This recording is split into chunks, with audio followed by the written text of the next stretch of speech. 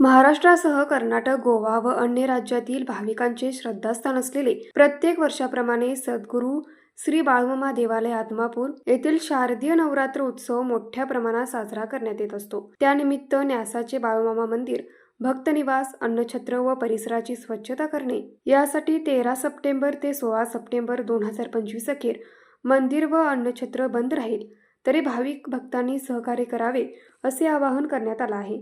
सद्गुरू श्री बाळूमामा महाराष्ट्रासह अन्य राज्यातून बाळूमामांच्या दर्शनासाठी भाविक भक्त येत असतात। त्यांची गैरसोय होऊ नये यासाठी हे मंदिर प्रशासनाने निवेदन प्रसिद्धीस दिलं आहे, असे कार्याध्यक्ष लक्ष्मण होडके यांनी सांगितले। महाराष्ट्रासह अन्य राज्यातून बाळूमामांच्या दर्शनासाठी भाविक येत असतात, यामुळे भाविकांना याची माहिती व्हावी यासाठी मंदिर प्रशासनाने ही माहिती दिली। तसेच 16 सप्टेंबर रोजी न्यासाचे भक्तनिवासही बंद राहील असे मंदिर प्रशासनाच्या वतीने सांगण्यात आलं। न्यूज मराठी 24 साठी विनोद शिंगे, कोल्हापूर।